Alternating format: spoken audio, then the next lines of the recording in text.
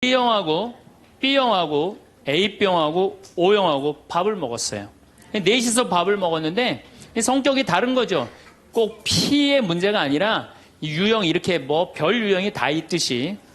근데 보통 A병이 자기 하고 싶은 대로 한대잖아요. 그러니까 그냥 밥을 먹다가 승질이 났는지 어땠는지 숟가락을 내더니 확 나가버렸어요. 그랬더니 오지랖 넓은 O형이 궁금한 거예요. 앉아서 밥을 먹을 수가 없는 거예요. 제가 왜 나갔는지. 숟가락을 놓고 따라 나갔어요. 무슨 일인지 알아보려고. B형은 그러거나 말거나 주변에 신경을 안 써요. 나만 편안하면 되는 거야.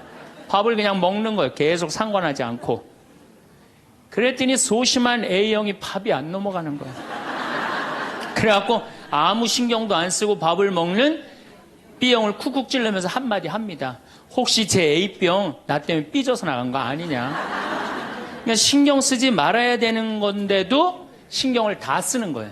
우리 이렇게 교우들 중에 굳이 내가 저 사람 이렇게 고민하고 괴로워하는 것까지 내 탓이 아닌데도 뭐 성당에서 뭐가 일이 잘못되면 다 누구 탓인 것 같아?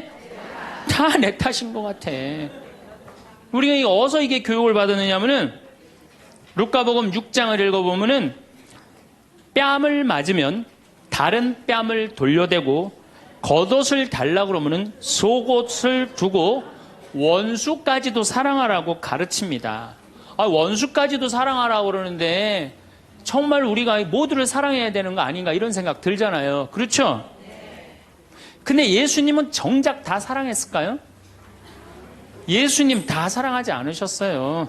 더욱이 12제자 중에 12제자 똑같이 사랑하지 않았어요.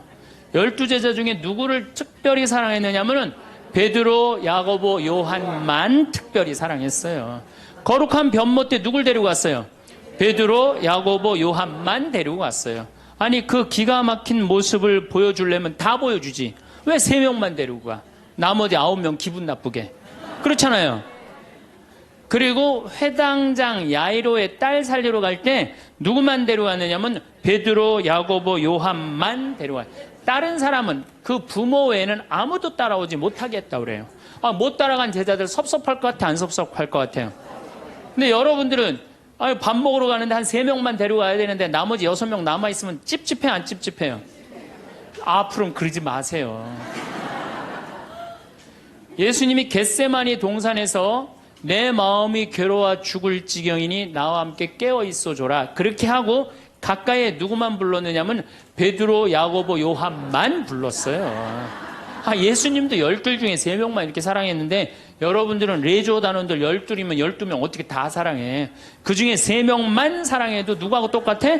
예수님하고 똑같은 거예요. 근데 놀랍게도 마태복음 18장에 이런 얘기가 나옵니다. 만약에 이웃이 잘못하면 우선 개인적으로 그러지 말라고 말하고 다음 한두 사람의 증인을 세우고 그래도 말 안 들으면 교회에 알리고 그래도 말 안 들으면 세리나 이방인 취급을 하라고 그래요. 그러니까 끝까지 끌어안으라는 말도 하셨지만은 어떻게 말 안 들으면 무슨 취급하라고 그래? 세리나 이방인 취급하라고 그래요.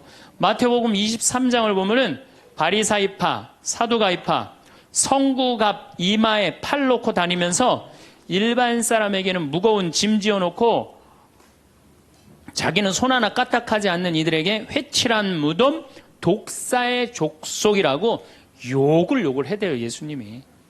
그러니까 예수님은 어떻게 모두를 다 사랑했어요? 아니에요. 마음에 안 드는 사람들, 단죄해야 될 사람 단죄하셨어요.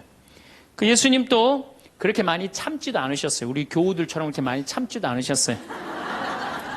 요한복음 2장에 예수님이 성전 정화를 하는데 너무 막 성질이 나시니까 어떻게 상을 둘러엎고 채찍질로 그냥 정말로 난리를 치세요. 그러니까 여러분들도 이제는 너무 참지 마세요. 그러다가 여러분들 누가 다쳐요? 내가 다쳐요.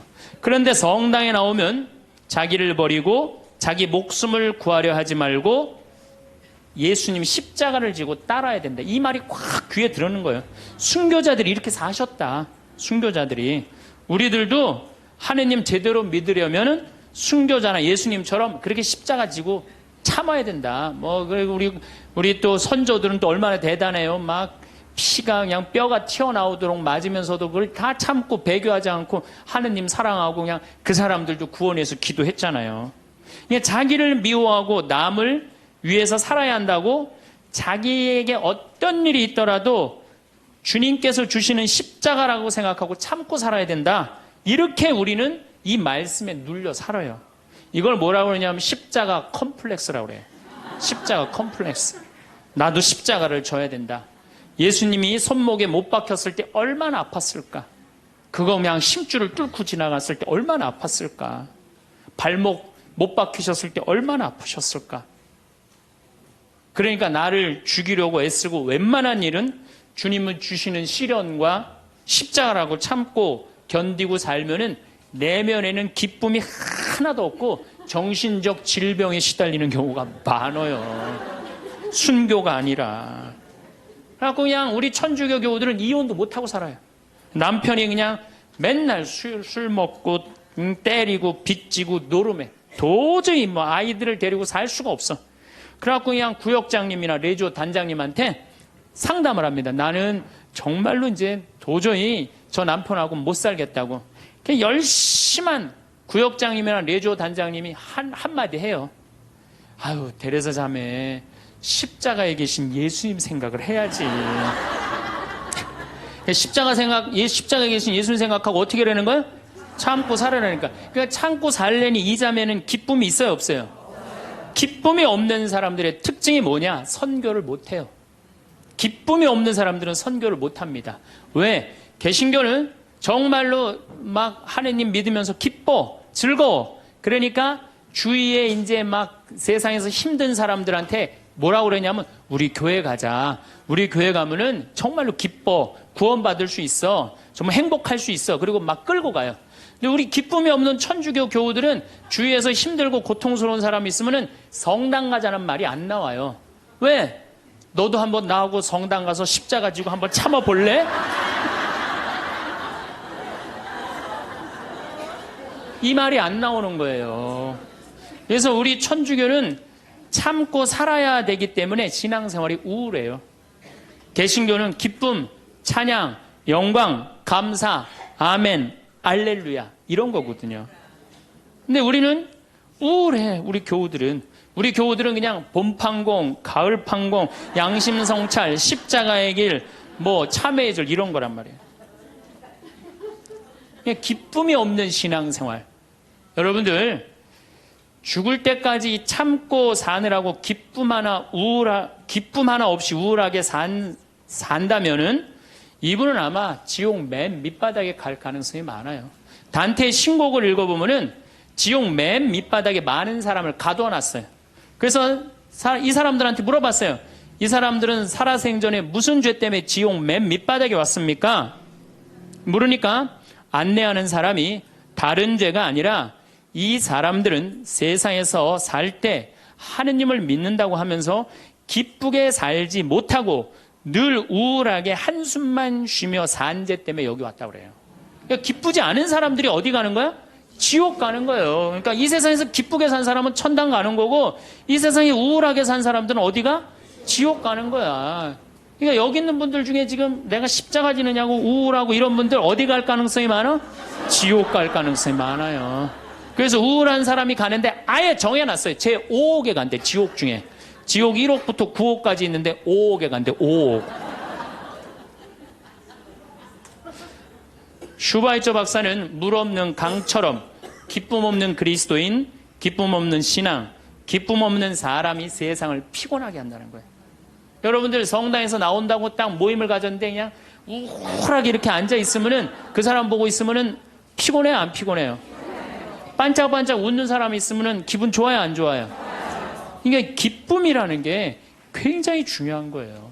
참느냐고 그냥 이러지도 못하고 저러지도 못하고 그렇게 살면 안 된다는 거죠. 여기 지금 우리 교우들 지금 옷 입고 온 거 보면은 다 까만색이야, 다 지금. 아니, 명동으로 오면 좀 색깔을 이쁘게 입고 와야 될 거 아니야. 명동에 나오는데. 근데 우리는 화려한 옷 입으면 안 돼. 우리 천주교 교우들은. 내가 그 개신교 설교하러 갈 때 정말로 제가 많은 걸 배웠어요. 뭘 배웠느냐면은 예배하러 한 300명 정도가 나왔는데 전부 다 예쁜 옷을 입고 나왔어요. 정말로 축제 오는 것 같은. 그러니까 주일 예배하러 오는 것 같은. 근데 우리 지금 여기도 지금 얼마나 까만지 몰라요, 지금. 그런데 예수님께서도 기쁨을 굉장히 강조하십니다. 저는 요한복음 13장, 14장, 15장, 16장, 17장, 18장 이거 여러분들 꼭 한번 묵상해 보세요. 왜 이걸 묵상해야 되느냐? 요한복음 13장에 예수님이 제자들의 발을 씻어줘요. 발을 씻어주고 최후의 만찬을 하세요. 그리고 14장에 뭐라고 그러느냐 하면은 성령께서 오실 거다. 내가 가도. 그러니까 성령을 보내주실 것을 말씀하시면서 당신이 아버지께로 가는 걸 기뻐하라고 그래요. 이제 곧 18장이면 잡히실 거거든요. 잡히실 것인데도 불구하고 예수님은 제자들하고 마지막 작별 유언을 하면서 기쁨에 대해서 말씀을 하세요. 기뻐해라. 요한복음 15장에는 나는 포도나무요 너희는 가지로다. 너희들은 나한테 붙어 있어라. 그래야만이 많은 열매를 맺는다. 이 말씀을 하세요. 근데 11장에 이런 말씀을 하세요. 내가 이 말을 한 것은 내 기쁨을 같이 나누어 너희 마음에 기쁨이 넘치게 하려는 것이다. 아니 이게 오늘 저녁에 붙잡혀서 돌아가실 예수님 입에서 나올 말이에요. 그런데 예수님이 지금 돌아가심에도 불구하고 마음이 기쁘신 거예요. 그래서 내 기쁨을 너희에게 흘러 넘치게 하려는 것이다. 그러니까 죽기 전에도 기쁘셨던 거예요, 예수님은. 왜? 뭐가 열리니까? 천국문이 열리니까. 16장 22절에는 진리의 성령을 보내주실 것을 다시 한번 약속하시면서 내가 다시 너희와 만나게 될 때에는 너희 마음은 기쁨에 넘칠 것이며 그 기쁨은 아무도 빼앗아가지 못할 것이다. 구하여라 받을 것이다. 너희는 기쁨에 넘칠 것이다. 예수님은 장마다 말씀하시네. 13장, 14장, 15장에 걸쳐서 16장에 걸쳐서도 말씀하시고 17장에 아버지 이 사람들이 하나 되게 해주십시오. 아버지와 나는 하나입니다. 많이 들어봤죠? 네. 이 말씀 끝에 이렇게 말씀하세요. 지금 나는 아버지께로 갑니다. 아직 세상에 있으면서 이 말씀을 드리는 것은 이 사람들이 내 기쁨을 마음껏 누리게 하려는 것입니다. 성서에 보면 온통 기쁨밖에 없는 거예요. 기쁨. 아니 지금 저 18장이면 잡으셔서 돌아가실 분이 마지막 유언에 마지막으로 하신 말씀이 뭐예요? 기쁨이에요. 기쁨. 그렇다면 여러분들은 신앙생활하면서 기뻐야 되지 않아요? 기뻐야 되는데 왜 이렇게 우울해? 왜 이렇게 청승을 떠냐 이거예요. 데살로니가 전서 5장 16절에 유명한 얘기죠. 항상 기뻐하시오. 그렇죠? 끊임없이 기도하시오. 어떤 처지에서든 감사하시오. 저는요, 이 구절보다 더 중요한 구절이 있어요. 그 다음 구절이 이것이 우리 주 예수 그리스도를 통하여 드러내신 하느님 아버지의 뜻입니다. 그러니까 여러분들이 항상 기뻐하고 어떤 처지에서든 감사하고 끊임없이 기도하는 것은 누가 예수님을 통하여 드러내신 누구의 뜻이야? 하느님의. 그러니까 기쁨과 감사는 우리의 본질이에요. 본질. 그러니까 우리가 신앙생활에 기뻐야 돼요. 필립보서 4장 4절 이 베드로 바오로 사도가 감옥에 갇혀서 쓴 거래요. 유명한 얘기예요. 주님 안에서 항상 기뻐하십시오. 다시 말합니다. 기뻐하십시오. 그래서 필립비서에 기뻐하라는 말을 16번이나 해요. 16번이나. 그리스도 안에서 기뻐하라고. 그러니까 여러분들은 신앙생활하면서 기뻐야 돼. 예수님이 일생 수고순환하셨기에 우리도 일생 수고순환해야 된다고 이야기하는 사람들 이거 잘못 알고 있는 거예요. 여러분들 신앙생활은 기뻐야 돼. 우리 천주교 교우들은 무조건 우리는 우울하게 해야 돼. 누가 강력하게 우리 가운데 앞에 있어? 십자가가 있으니까. 그러니까 성가를 들어봐도요 미쳐요. 이제 조금 있으면 대림절 시작되는데 대림절 때 내가 제일 복장 터지는 성가가 뭐냐면 구세주 빨리 오사 이 성가가. 이 노래를 어떻게 부르느냐면 구세주 빨리 오사 어두움을 없이 하며 동정 마리아에서 탄생하옵소서 이렇게 부른단 말이야. 근데 이 노래는 이렇게 부르면 절대 안 돼요. 이 노래는 못 갖춘 마디로 시작해서 8분의 6박자야. 강양약, 중강양약. 이거 춤추듯이 불러야 되는 거예요. 어떻게 불러야 되느냐면 구세주 빨리 오사 어둠을 없이 하며 동정 마리아에서 탄생하옵소서 이렇게 불러야 되는데 우리 교우들은 어떻게 부르느냐면 원조들이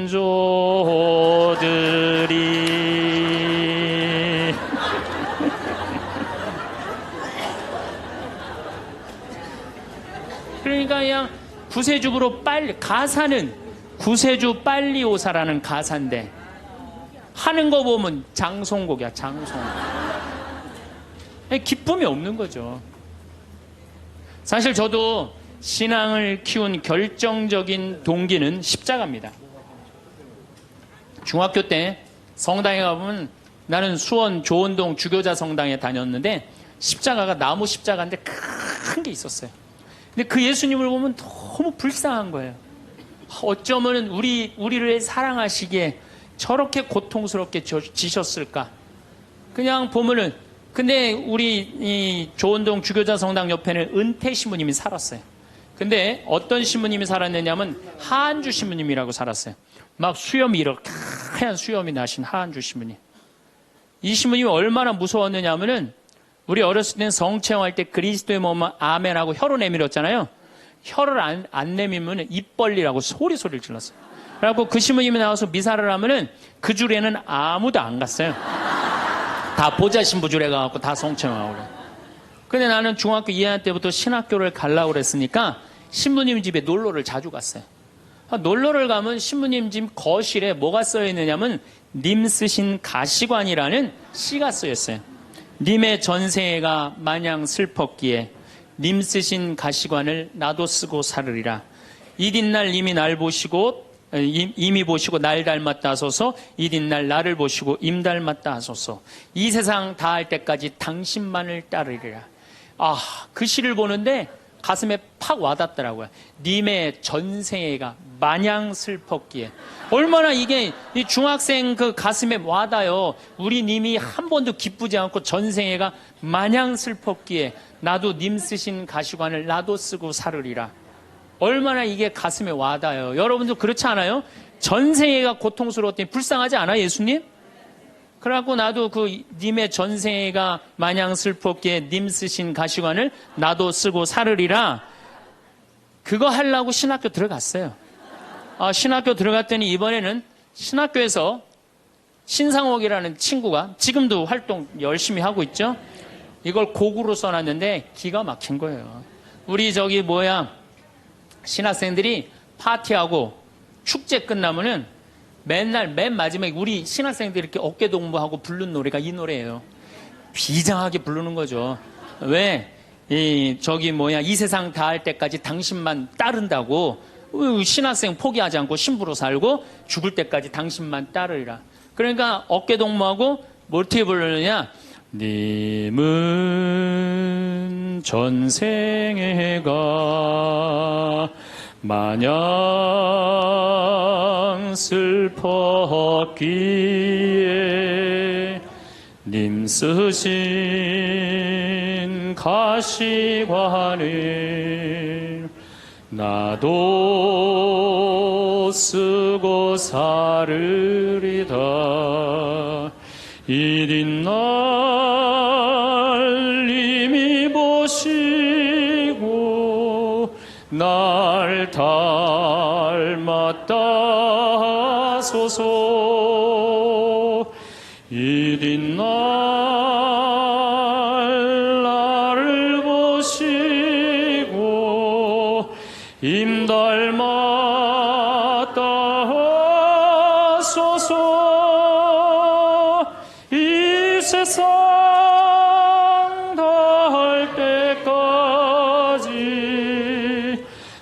당신만 따르리라.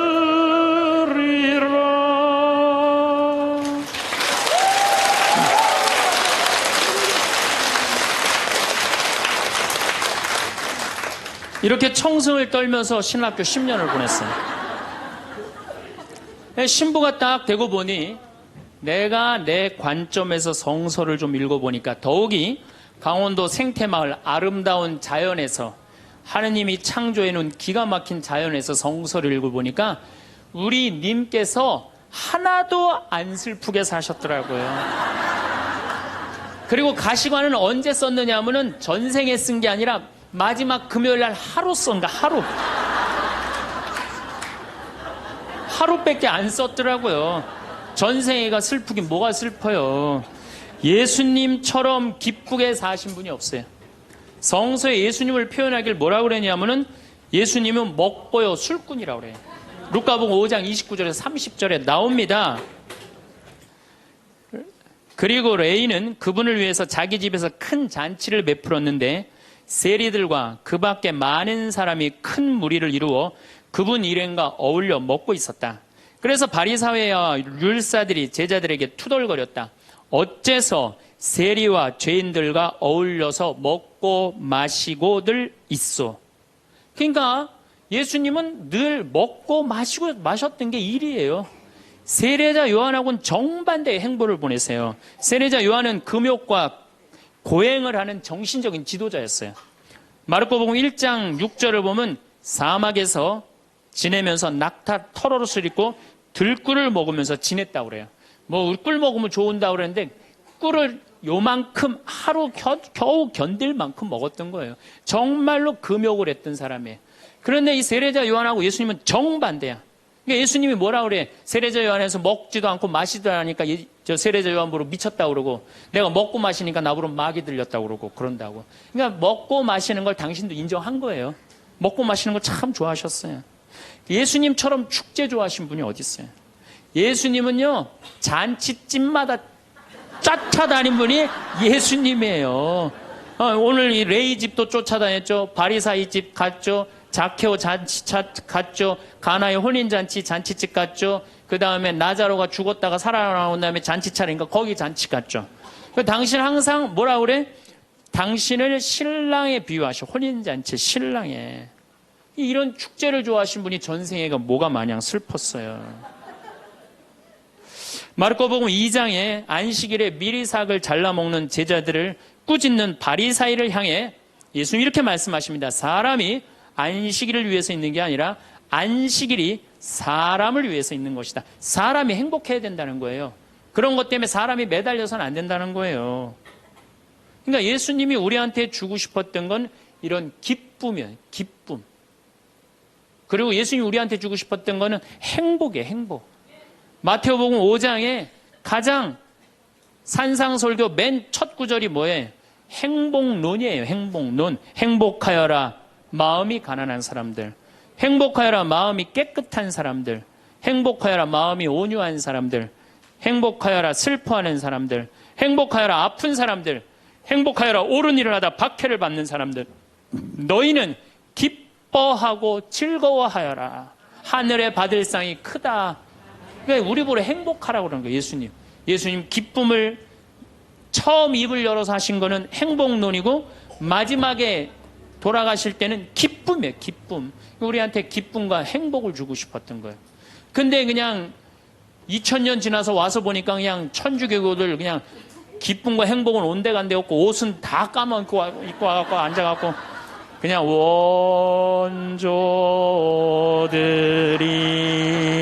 원조들이 범죄하 이러고 앉아있으면은 예수님 복장 터지겠어요? 안 터지겠어요? 또 예수님이 우리한테 주고 싶었던 게 행복, 기쁨뿐만 아니라 평화입니다. 이것도 우리 신앙생활에 아주 중요합니다. 예수님이 돌아가셨어요. 그리고 부활하셨어요. 3일 만에 부활하셨어요. 제자들한테 뭐라고 그랬냐면은 나는 3일 만에 다시 살아날 것이다. 근데 제자들은 이해를 못했어요. 죽고 난 다음에 살아난다는 말을. 그래갖고 예수님 돌아가시는 걸 보고 다 도망가 버렸어요. 이제 우린 끝이다. 그래갖고 심지어 어떤 제자들은 고기, 원래의 직업으로 돌아갑니다. 고기 잡으러 가요. 이제 우린 끝났으니까. 아니, 그렇게 3년 동안 그렇게 가르쳐 놨는데, 그렇게 배신했는데, 얼마나 열받아요, 예수님은. 근데 예수님이 3일 만에 딱 살아나서 제자들 앞에 나타나요. 제자들이 당황스럽겠어요, 안 당황스럽겠어요? 우린 끝났는 줄 알았는데 다시 나타나니까 얼마나 당황스러워요. 그리고 나타나려면 1년 후에 나타나면 덜 미안해잖아요. 배반은 해놨는데 3일 만에 나타나면 얼마나 미안해요. 마음이 기쁘기도 하고 혼란스럽기도 한 거야. 근데 예수님이 이렇게 말씀하십니다. 너희들 내가 3일 만에 살아난다고 그랬느냐, 안 살아난다고 그랬느냐, 왜 배반했느냐, 이렇게 따지지 않으세요. 입을 열어 하신 말씀이 뭐냐면은 평안하냐, 내가 너희에게 평화를 주노라. 예수님이 우리한테 주고 싶었던 거는, 우리가 아무리 배반하고 나쁜 짓을 했어도 예수님이 나하고 마주쳤을 때는 우리가 당황하지 말고, 그렇죠? 미안해하지 말고 그러라고 무슨 말부터 건네세요?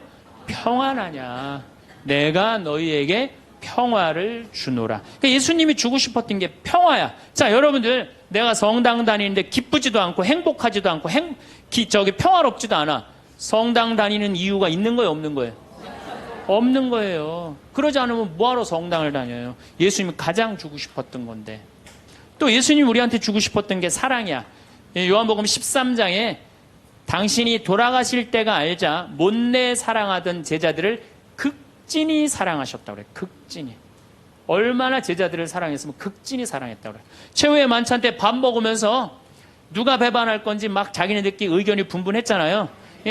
사도 요한이 예수님 가슴에 기대서 밥을 먹었어요. 베드로가 물어보라고 그래요. 예수님한테, 사도 요한한테 누가 배반할 건지.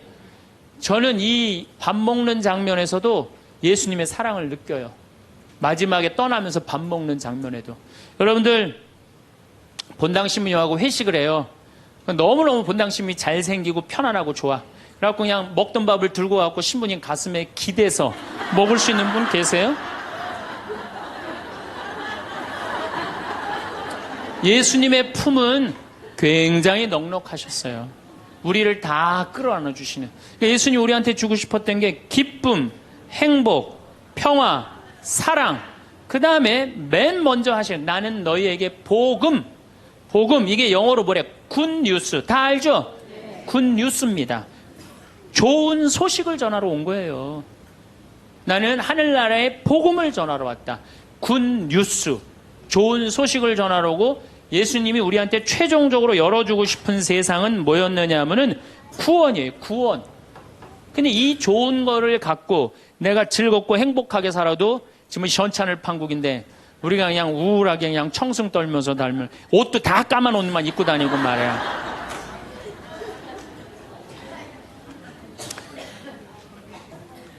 그러니까 우울하다 보니까 받은 은혜 감사는 안 하고 아직도 뭘 그렇게 달라고 그래요.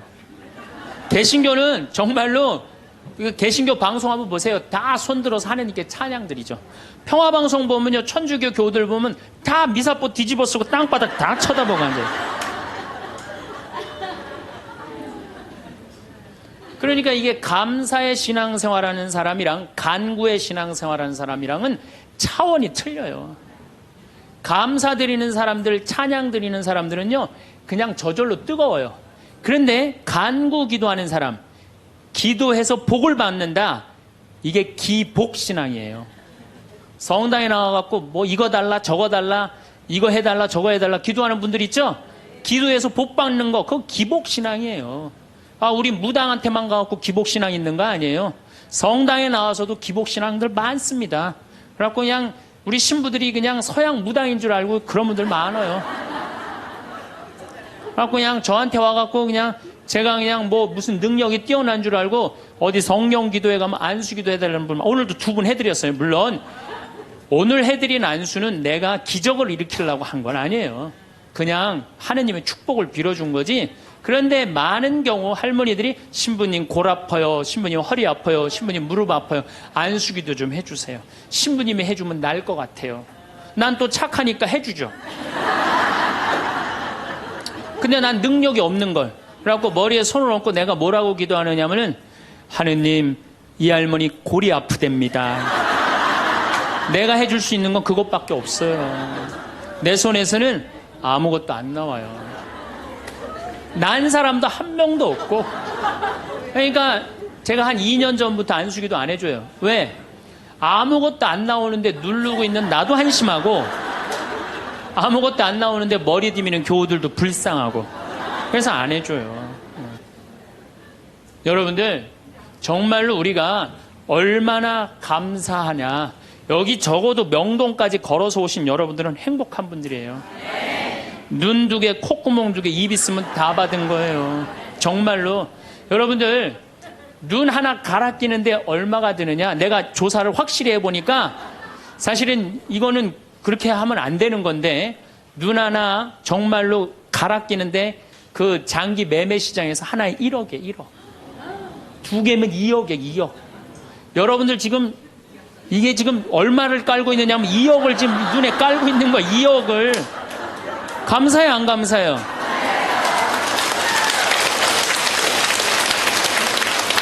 만약에 내가 아무것도 안 보여.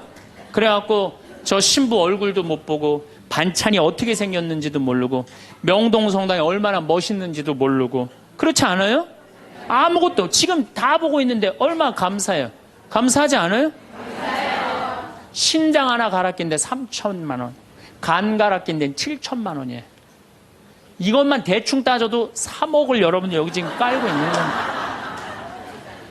근데 뭘 우리 하느님한테 달라고 그래요? 다 주셨구만. 만약에 여러분들 내가 쓰러져 갖고 앰뷸런스에 실려간다. 1시간 산소호흡기 되는데 얼마를 내야 되냐면 36만 원 내야 돼요. 근데 여러분들 지금 공짜로 지금 오전 10시부터 지금까지 몇 시간 마신 거예요? 지금 5시간 마신 거예요. 한 200만 원 벌은 거지. 앉아서. 감사해요, 안 감사해요? 하루면 1,000만 원 버는 거예요. 이렇게 받은 은혜 감사하기도 바쁜데 뭘 그렇게 하나님한테 달라고 그러세요? 신부님, 빚이 너무 많아요. 빚도 걱정하지 말아라. 갚다 못 갚으면 죽으면 되지 뭘 걱정하고 그래. 제가 여러분들 죽으라고 그런다고 자살하라는 얘기가 아니에요. 중요한 건 뭐냐면 여러분들 지금 빚 걱정한다고 갚아줘요? 안 갚아줘요. 빚은요 세월이 갚는 거예요. 그럼 세월한테 맡기세요. 세월한테 맡기고 나 오늘 하루를 살더라도 즐겁게 살아요. 아깝지 않아 이 하루? 그렇죠? 그러면 오늘 하루 정말 즐겁고 행복하게 살다 보면은 빚도 시간 지나면 갚아지는 건데 그걸 그냥 끌어안고 그냥 주님께서 여러분과 함께 마음을 드높이 우리 주 하나님께 감사합시다. 말로는 맨날 마땅하고 옳은 일이라고 그래. 말로는 미사 때마다 말로는 마땅하고 옳은 일이라고 그래. 주님께서 여러분과 함께 전능하신 천주 성부와 성자와 성령께서는 여기 모인 모든 이에게 강복하소서. 아멘. 미사가 끝났으니 가서 복음을 전합시다. 하나님 감사합니다. 떠날 때도 감사하다고 그래. 떠날 때도 성당 떠날 때도 감사하다고 그러고 정말 감사하느냐. 마음 안에 본질적으로 내가 두 다리 있고 눈 있고 코 있으면요 여러분들 다 받으신 거예요. 근데 우리 천주교 교우들은요 감사하는 그 본질적인 게 안 되는 거예요. 이 하느님이 모든 거 내가 다 누리고 사는데 저는 그 지선아 사랑해라는 그 시를 보면서요 가슴이 정말로 미어졌어요. 이 이화여대 다니던 지선이라는 이 아가씨는 얼굴도 정말 예쁘더라고요. 그런데 술 먹은 그 차가 쳐갖고 오빠가 학교에서 데리고 오는데 불이 난 거예요. 그리고 11번을 수술을 한 거예요. 온몸에 화상이 입어갖고. 근데 이 친구가 시를 썼는데 기가 막힌 시를 썼어요. 저는 짧아진 8개의 손가락을 쓰면서 사람에게 손톱이 얼마나 중요한 것인지 알게 되었고 1인 10여걸 해내는 엄지손가락으로 생활하고 글을 쓰면서는 엄지손가락을 온전히 남겨주신 하나님께 감사해. 개신교 다니나 봐요. 하나님께 감사한다는 거. 손가락 8개가 다 없어지고 엄지만 남았는데도 감사하다는 거예요. 근데 여러분들은 지금 뭐야? 10개 다 있잖아요. 감사해, 안 감사해요? 이 엄지 두 개 가지고 지금 박사학위 지금 과정 받고 있대잖아요. 얼마나 대단해요. 더 기가 막힌 건 눈썹이 없어. 눈썹이 타서 없어졌는 모양이에요. 무엇이든 여과 없이 눈으로 들어가는 것을 경험하며 사람에게 이 작은 눈썹마저 얼마나 필요한 건지 알았다. 여러분들 지금 눈썹 있는 거 감사해, 안 감사해? 감사하죠. 온전치 못한 오른쪽 귓바퀴 덕분에 귓바퀴라는 게 귀에 물이 들어가지 않도록 하나님이 정교하게 만들어주신 거라는 사실을 알게 되었다는 거죠. 무엇보다도 건강한 피부가 얼마나 많은 기능을 하는지. 여러분들 지금 피부 다 갖고 계시죠? 그 친구는 다 타 없어서 피부가 없어요. 껍데기일 뿐 별것 아니라고 생각했던 피부가 우리에게 얼마나 소중한 것인지 알게 되었습니다. 그나마 남겨주신 피부들이 건강하게 움직이는 것에 감사했으며 하나님이 우리 몸을 얼마나 정교하고 세심한 계획 아래 만드셨는지 온몸으로 체험했습니다. 참. 하나님이 생명을 허락하신 이상 그의 생명은 충분히 귀중하고 존중받아야 할 삶입니다. 무슨 얘기냐? 여러분들 다 존중받아야 될 삶이에요. 내 꼬라지가 왜 이러냐, 내 처지가 왜 이러냐, 이런 생각하지 마세요. 사람들이 그런데요, 저러고도 살 수 있을까? 네, 이러고도 삽니다.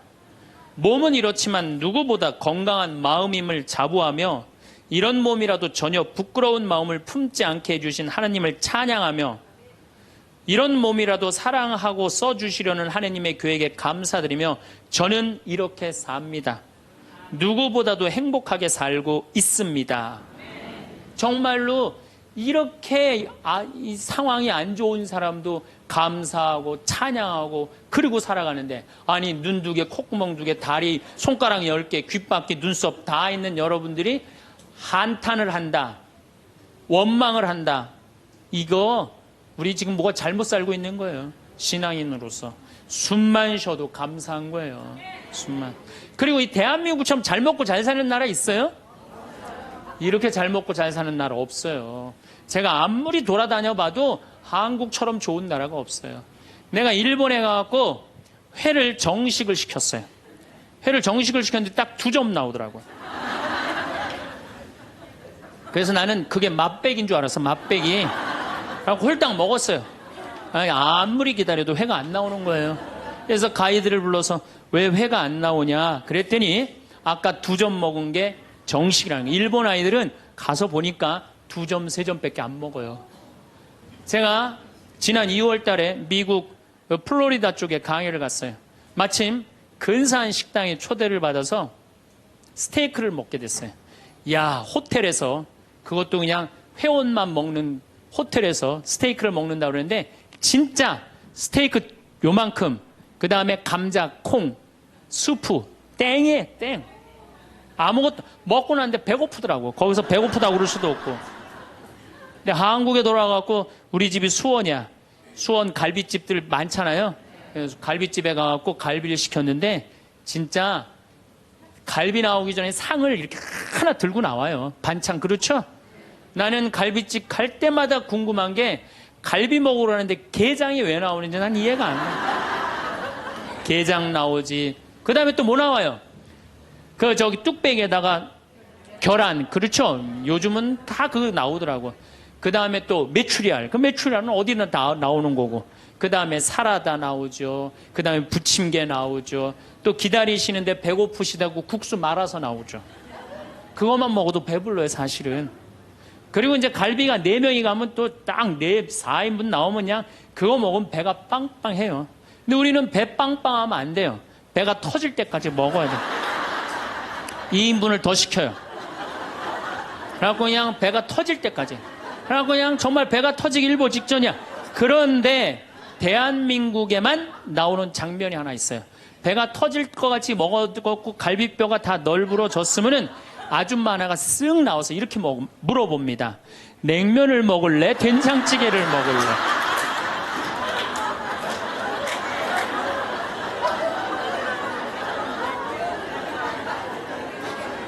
국가적으로도 정말로 잘 나갑니다. 우리나라 자동차 잘 만들어요. 그렇죠? 텔레비전 잘 만들어요. LED 텔레비전이라고 미국 시장 96% 휩쓸고 있어요. 자동차도 정말로 토요타 지금 막 추월하려고 그러는 판이에요. 반도체 잘 만들죠. 배 잘 만들죠. 97년 IMF 터졌을 때 아시아 전체가 다 IMF 터졌어요. 근데 우리나라처럼 IMF를 잘 극복한 나라는 없어요. 미국이 우리나라 기업 다 먹으려고 그랬는데 국민들이 금 모아갖고 그거 상환할 줄은 꿈에도 몰랐던 거예요. 대단한 민족이에요. 정말로. 그리고 2008년 금융위기도 우리나라가 참 잘 극복했어요. 그럼 국민들이 이렇게 행복한 나라에 살면 자부심을 가져야 될 거 아니야. 그렇지 않아요?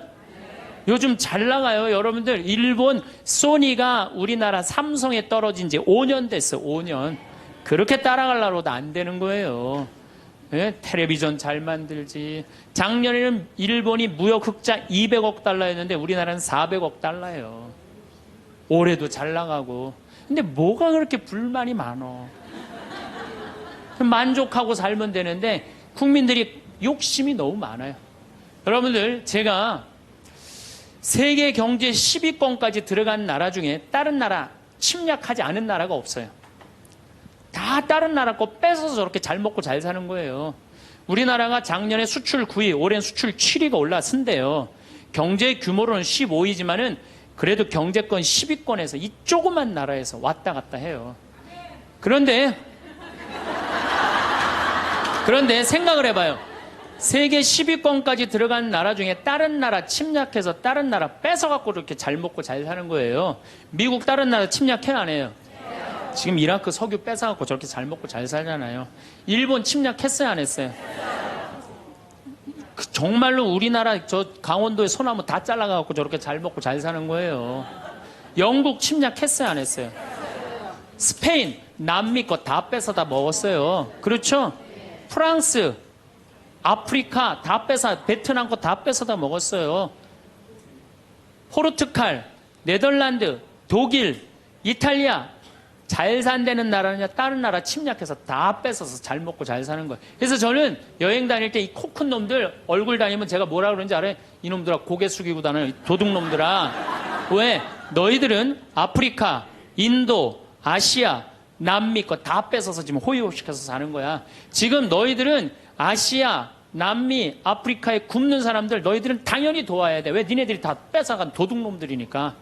그런데 세계 경제 10위권까지 진입한 나라 중에 다른 나라 한 번도 침략한 적 없이 우리끼리만 이 자리에 올라온 나라가 한 나라가 있어요.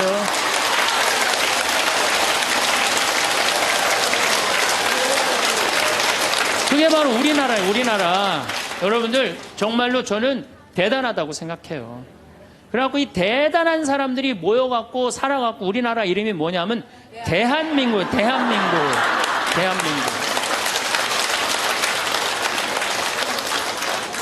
그러면 감사해야지. 행복해야지. 그런데 왜 176개 국가 중에 행복지수가 102등이야. 2007년 기준으로. 작년에 많이 올라서 65위로. 그래도 자살률은 세계 1위예요. 아직도. 국민들이 욕심이 너무 많아서 그래. 감사를 모르고 나눌 줄을 모르는 거야. 이제는 먹고 살만 했으니까, 먹고 살만하게 됐으니까 이제는 우리 국민들이 자부심도 가지고 정신적인 성숙도 가지고 나눌 줄을 아는 이 단계에 이젠 들어서야 돼요. 근데 이걸 누가 해야 돼? 우리 천주교 교우들이 앞장서서 해야 돼. 근데 저렇게 맨날 이 까만 옷만 앉아있고 있으니 이거 어떻게 하면 좋아? 황창현 신부님의 오늘 강의 요약입니다. 사람은 정말 틀립니다. 각자 다르다는 것을 의미합니다. 신경 쓰지 말아야 되는 것들도 다 신경 쓰고 사는 것 같습니다. 예수님은 다 사랑하지 않으셨습니다. 예수님도 마음에 안 드는 사람들은 단죄하셨습니다. 참고 살아가게 되면 내면이 피폐해지고 정신적 질병에 시달리는 경우가 많습니다. 예수님도 기쁨을 강조합니다. 예수님은 돌아가시 전까지도 기뻐하라고 하셨습니다. 신앙생활을 하면서 기뻐해야 합니다. 항상 기뻐하고 어떤 처지에서든 감사하고 끊임없이 기도하는 것은 하느님의 뜻입니다. 기쁨과 감사는 우리의 본질입니다. 예수님께서 우리에게 기쁨, 행복, 평화, 사랑을 주고 싶었던 것입니다. 여러분들도 존중받아야 되는 삶입니다. 오늘 강의에서도 많이 배우게 됩니다. 정말로 두 눈을 가지고 사지가 멀쩡히 살아있다는 것 자체가 어쩌면 정말로 행복한 것이라는 것을 다시 한번 느끼게 됩니다. 시청해 주셔서 감사합니다. 동그란 사람, 네모난 사람, 세모난 사람, 별난 사람. 사람은 다 틀려요. 정말 제가 다 틀리다는 걸 얼마나 느끼느냐 하면은 내 친구들하고 냉면을 먹어도 내 친구 중에 아주 친한 친구가 하나 있는데 얘는 냉면을 먹으면은 달걀이 나오잖아요. 근데 걔는 흰자만 좋아해요. 근데 저는 노른자만 좋아해요. 저는 노른자만. 그래서 걔를 노른자를 빼놔요. 그럼 저는 노른자만 먹고 걔는 내 흰자 갖고 가고. 사람이 정말로 틀리는 것 같아요. A형하고 B형하고 A병하고 O형하고 밥을 먹었어요. 넷이서 밥을 먹었는데 성격이 다른 거죠. 꼭 P의 문제가 아니라 유형 이렇게 뭐 별 유형이 다 있듯이. 근데 보통 A병이 자기 하고 싶은 대로 한대잖아요. 그러니까 그냥 밥을 먹다가 승질이 났는지 어땠는지 숟가락을 내더니 확 나가버렸어요. 그랬더니 오지랖 넓은 O형이 궁금한 거예요. 앉아서 밥을 먹을 수가 없는 거예요. 제가 왜 나갔는지. 숟가락을 놓고 따라 나갔어요. 무슨 일인지 알아보려고. B형은 그러거나 말거나 주변에 신경을 안 써요. 나만 편안하면 되는 거야. 밥을 그냥 먹는 거예요. 계속 상관하지 않고. 그랬더니 소심한 A형이 밥이 안 넘어가는 거야. 그래갖고 아무 신경도 안 쓰고 밥을 먹는 B형을 쿡쿡 찔르면서 한마디 합니다. 혹시 제 A병 나 때문에 삐져서 나간 거 아니냐. 그러니까 신경 쓰지 말아야 되는 건데도 신경을 다 쓰는 거예요. 우리 이렇게 교우들 중에 굳이 내가 저 사람 이렇게 고민하고 괴로워하는 것까지 내 탓이 아닌데도 뭐 주 성당에서 뭐가 일이 잘못되면 다 누구 탓인 것 같아? 다 내 탓인 것 같아. 우리가 어디서 이게 교육을 받았느냐면은 루카복음 6장을 읽어보면은 뺨을 맞으면 다른 뺨을 돌려대고 겉옷을 달라고 그러면은 속옷을 두고 원수까지도 사랑하라고 가르칩니다. 원수까지도 사랑하라고 그러는데 정말 우리가 모두를 사랑해야 되는 거 아닌가 이런 생각 들잖아요. 그렇죠? 근데 예수님은 정작 다 사랑했을까요? 예수님 다 사랑하지 않으셨어요. 더욱이 12제자 중에 12제자 똑같이 사랑하지 않았어요. 12제자 중에 누구를 특별히 사랑했느냐면은 베드로, 야고보, 요한만 특별히 사랑했어요. 거룩한 변모 때 누굴 데리고 갔어요? 베드로, 야고보, 요한만 데리고 갔어요. 아니 그 기가 막힌 모습을 보여주려면 다 보여주지. 왜 3명만 데리고 가? 나머지 9명 기분 나쁘게. 그렇잖아요. 그리고 회당장 야이로의 딸 살리러 갈 때 누구만 데려왔느냐면 베드로, 야고보, 요한만 데려와요. 다른 사람은 그 부모 외에는 아무도 따라오지 못하겠다고 그래요. 못 따라간 제자들 섭섭할 것 같아, 안 섭섭할 것 같아요? 근데 여러분들은 밥 먹으러 가는데 한 3명만 데려가야 되는데 나머지 6명 남아있으면 찝찝해, 안 찝찝해요? 앞으로는 그러지 마세요. 예수님이 겟세마니 동산에서 내 마음이 괴로워 죽을 지경이니 나와 함께 깨어 있어 줘라. 그렇게 하고 가까이에 누구만 불렀느냐면 베드로, 야고보, 요한만 불렀어요. 예수님도 12 중에 3명만 이렇게 사랑했는데 여러분들은 레조 단원들 12이면 12명 어떻게 다 사랑해? 그 중에 3명만 사랑해도 누구하고 똑같아? 예수님하고 똑같은 거예요. 근데 놀랍게도 마태복음 18장에 이런 얘기가 나옵니다. 만약에 이웃이 잘못하면 우선 개인적으로 그러지 말라고 말하고 다음 한두 사람의 증인을 세우고 그래도 말 안 들으면 교회에 알리고 그래도 말 안 들으면 세리나 이방인 취급을 하라고 그래요. 그러니까 끝까지 끌어안으라는 말도 하셨지만은 어떻게 말 안 들으면 무슨 취급하라고 그래?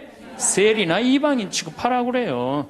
마태복음 23장을 보면은 바리사이파, 사두가이파, 성구갑 이마에 팔 놓고 다니면서 일반 사람에게는 무거운 짐 지어놓고 자기는 손 하나 까딱하지 않는 이들에게 회칠한 무덤, 독사의 족속이라고 욕을 해대요, 예수님이. 그러니까 예수님은 어떻게 모두를 다 사랑했어요? 아니에요. 마음에 안 드는 사람들, 단죄해야 될 사람 단죄하셨어요.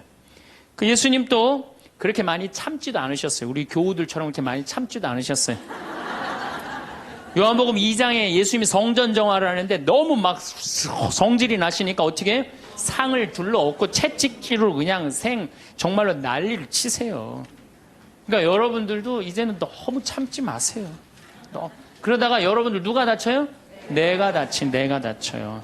그런데 성당에 나오면 자기를 버리고 자기 목숨을 구하려 하지 말고 예수님 십자가를 지고 따라야 된다. 이 말이 꽉 귀에 들어오는 거예요.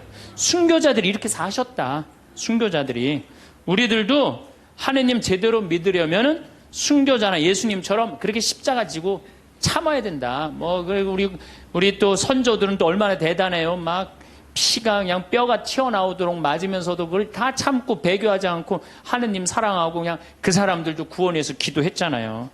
그러니까 자기를 미워하고 남을 위해서 살아야 한다고 자기에게 어떤 일이 있더라도 주님께서 주시는 십자가라고 생각하고 참고 살아야 된다. 이렇게 우리는 이 말씀에 눌려 살아요.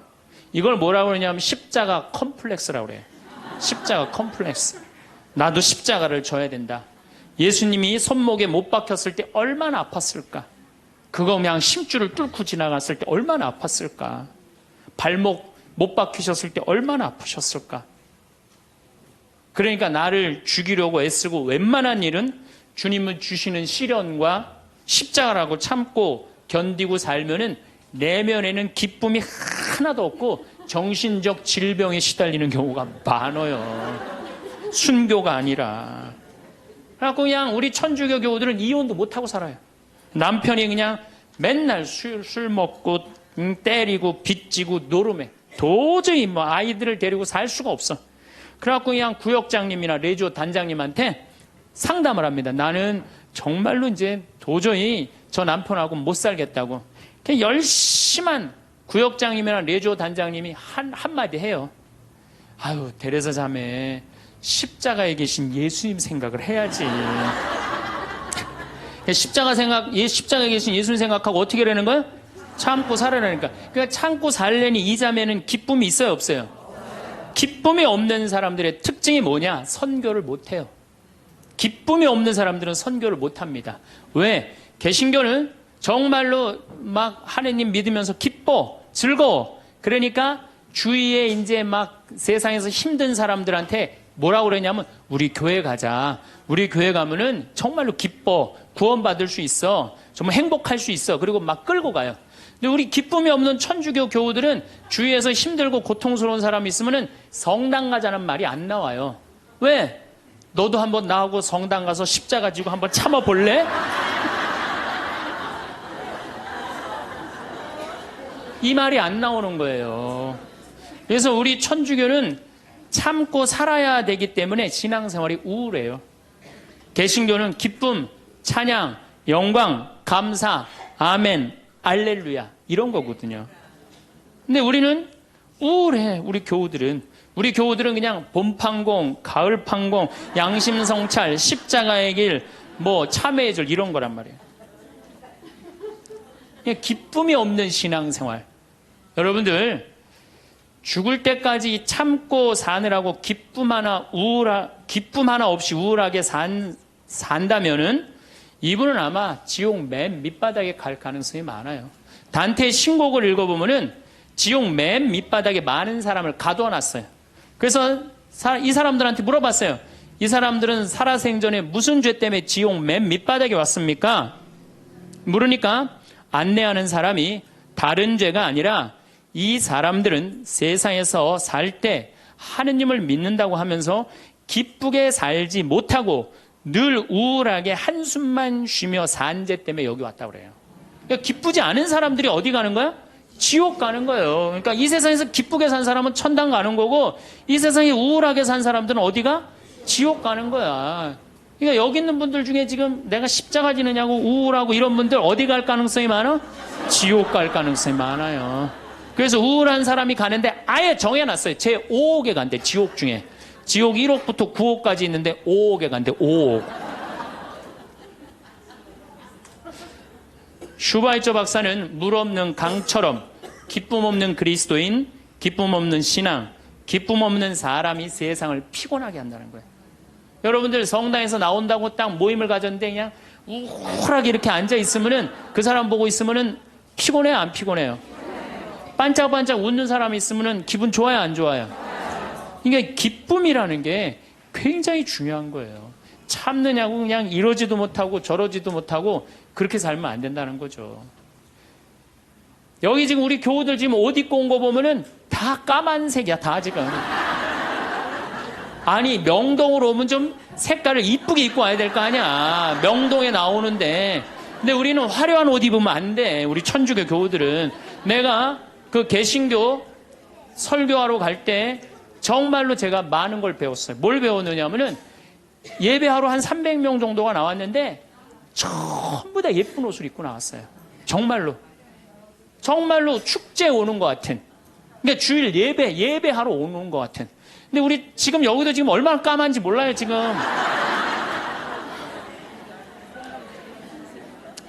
그런데 예수님께서도 기쁨을 굉장히 강조하십니다. 저는 요한복음 13장, 14장, 15장, 16장, 17장, 18장 이거 여러분들 꼭 한번 묵상해 보세요. 왜 이걸 묵상해야 되느냐? 요한복음 13장에 예수님이 제자들의 발을 씻어줘요. 발을 씻어주고 최후의 만찬을 하세요. 그리고 14장에 뭐라고 그러느냐 하면은 성령께서 오실 거다, 내가 가도. 그러니까 성령을 보내주실 것을 말씀하시면서 당신이 아버지께로 가는 걸 기뻐하라고 그래요. 이제 곧 18장이면 잡히실 거거든요. 잡히실 것인데도 불구하고 예수님은 제자들하고 마지막 작별 유언을 하면서 기쁨에 대해서 말씀을 하세요. 기뻐해라. 요한복음 15장에는 나는 포도나무요 너희는 가지로다. 너희들은 나한테 붙어 있어라. 그래야만이 많은 열매를 맺는다. 이 말씀을 하세요. 근데 11장에 이런 말씀을 하세요. 내가 이 말을 한 것은 내 기쁨을 같이 나누어 너희 마음에 기쁨이 넘치게 하려는 것이다. 아니, 이게 오늘 저녁에 붙잡혀서 돌아가실 예수님 입에서 나올 말이에요. 그런데 예수님이 지금 돌아가심에도 불구하고 마음이 기쁘신 거예요. 그래서 내 기쁨을 너희에게 흘러 넘치게 하려는 것이다. 그러니까 죽기 전에도 기쁘셨던 거예요, 예수님은. 왜? 뭐가 열리니까? 천국문이 열리니까. 16장 22절에는 진리의 성령을 보내주실 것을 다시 한번 약속하시면서 내가 다시 너희와 만나게 될 때에는 너희 마음은 기쁨에 넘칠 것이며 그 기쁨은 아무도 빼앗아가지 못할 것이다. 구하여라 받을 것이다. 너희는 기쁨에 넘칠 것이다. 예수님은 장마다 말씀하시네. 13장, 14장, 15장에 걸쳐서 16장에 걸쳐서도 말씀하시고 17장에 아버지 이 사람들이 하나 되게 해주십시오. 아버지와 나는 하나입니다. 많이 들어봤죠? 네. 이 말씀 끝에 이렇게 말씀하세요. 지금 나는 아버지께로 갑니다. 아직 세상에 있으면서 이 말씀을 드리는 것은 이 사람들이 내 기쁨을 마음껏 누리게 하려는 것입니다. 성서에 보면 온통 기쁨밖에 없는 거예요. 기쁨. 아니 지금 저 18장이면 잡으셔서 돌아가실 분이 마지막 유언에 마지막으로 하신 말씀이 뭐예요? 기쁨이에요. 기쁨. 그렇다면 여러분들은 신앙생활하면서 기뻐야 되지 않아요? 기뻐야 되는데 왜 이렇게 우울해? 왜 이렇게 청승을 떠냐 이거예요. 데살로니가 전서 5장 16절에 유명한 얘기죠. 항상 기뻐하시오. 그렇죠? 끊임없이 기도하시오. 어떤 처지에서든 감사하시오. 저는요, 이 구절보다 더 중요한 구절이 있어요. 그 다음 구절이 이것이 우리 주 예수 그리스도를 통하여 드러내신 하느님 아버지의 뜻입니다. 그러니까 여러분들이 항상 기뻐하고 어떤 처지에서든 감사하고 끊임없이 기도하는 것은 누가 예수님을 통하여 드러내신 누구의 뜻이야? 하느님의. 그러니까 기쁨과 감사는 우리의 본질이에요. 본질. 그러니까 우리가 신앙생활에 기뻐야 돼요. 필립보서 4장 4절 이 베드로 바오로 사도가 감옥에 갇혀서 쓴 거래요. 유명한 얘기예요. 주님 안에서 항상 기뻐하십시오. 다시 말합니다. 기뻐하십시오. 그래서 필립비서에 기뻐하라는 말을 16번이나 해요. 16번이나. 그리스도 안에서 기뻐하라고. 그러니까 여러분들은 신앙생활하면서 기뻐해야 돼. 예수님이 일생 수고순환하셨기에 우리도 일생 수고순환해야 된다고 이야기하는 사람들, 이거 잘못 알고 있는 거예요. 여러분들 신앙생활은 기뻐해야 돼. 우리 천주교 교우들은 무조건 우리는 우울하게 해야 돼. 누가 강력하게 우리 가운데 앞에 있어? 십자가가 있으니까. 그러니까 성가를 들어봐도요, 미쳐요. 이제 조금 있으면 대림절 시작되는데, 대림절 때 내가 제일 복장 터지는 성가가 뭐냐면 구세주 빨리 오사, 이 성가가. 이 노래를 어떻게 부르느냐면 구세주 빨리 오사 어두움을 없이 하며 동정 마리아에서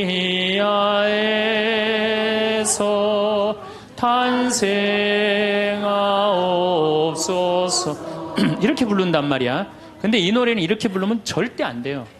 이 노래는 못 갖춘 마디로 시작해서 8분의 6박자야. 강량약, 중강량약. 이거 춤추듯이 불러야 되는 거예요. 어떻게 불러야 되느냐면 구세주 빨리 오사 어둠을 없이 하며 동정 마리아에서 탄생하옵소서. 이렇게 불러야 되는데 우리 교우들은 어떻게 부르느냐면 원조들이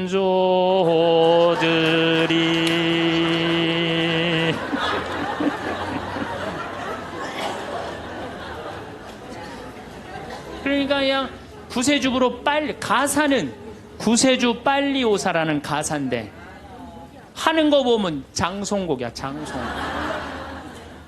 기쁨이 없는 거죠. 사실 저도 신앙을 키운 결정적인 동기는 십자가입니다. 중학교 때 성당에 가보면 나는 수원 조원동 주교자 성당에 다녔는데 십자가가 나무 십자가인데 큰 게 있었어요. 근데 그 예수님을 보면 너무 불쌍한 거예요. 어쩌면 우리를 사랑하시기에 저렇게 고통스럽게 지셨을까? 그냥 보면은, 근데 우리 이 조원동 주교자 성당 옆에는 은퇴 신부님이 살았어요. 근데 어떤 신부님이 살았느냐면 하한주 신부님이라고 살았어요. 막 수염이 이렇게 하얀 수염이 나신 하한주 신부님.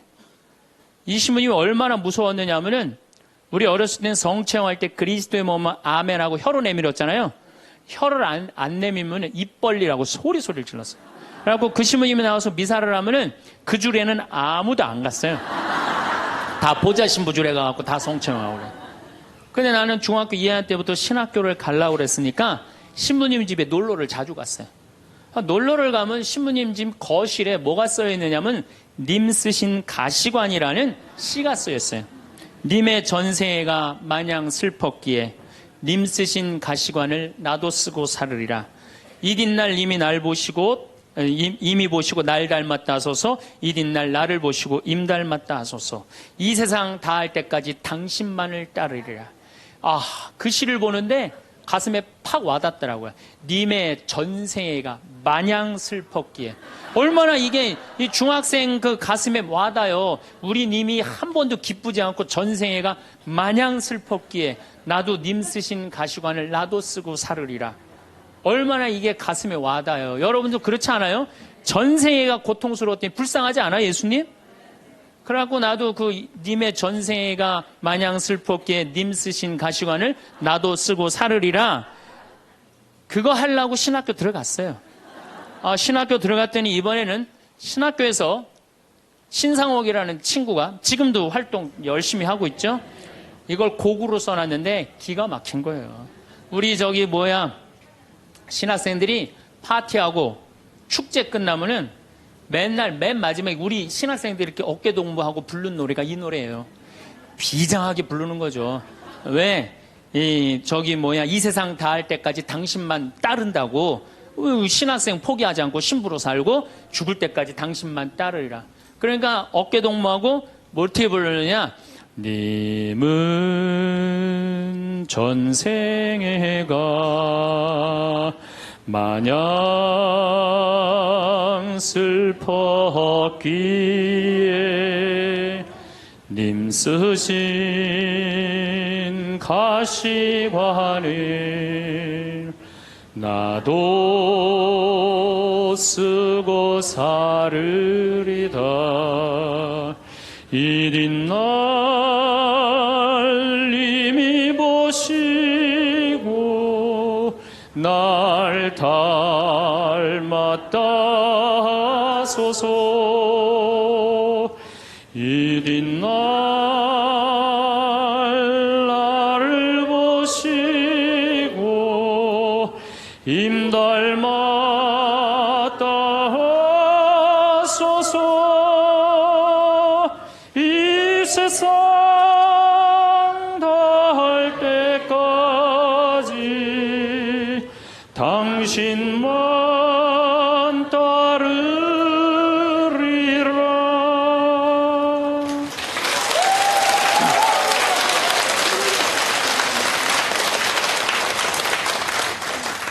이렇게 청승을 떨면서 신학교 10년을 보냈어요.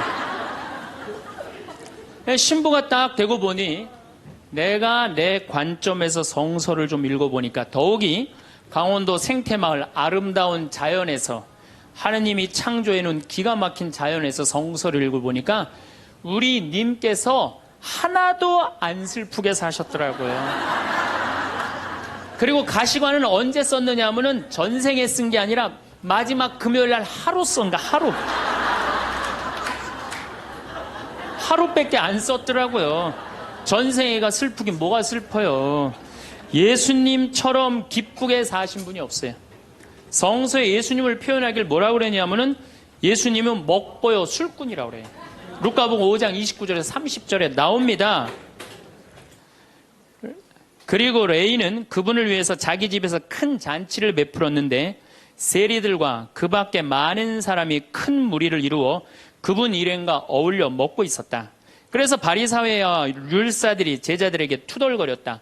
어째서 세리와 죄인들과 어울려서 먹고 마시고들 있소. 그러니까 예수님은 늘 먹고 마시고 마셨던 게 일이에요. 세례자 요한하고는 정반대의 행보를 보내세요. 세례자 요한은 금욕과 고행을 하는 정신적인 지도자였어요.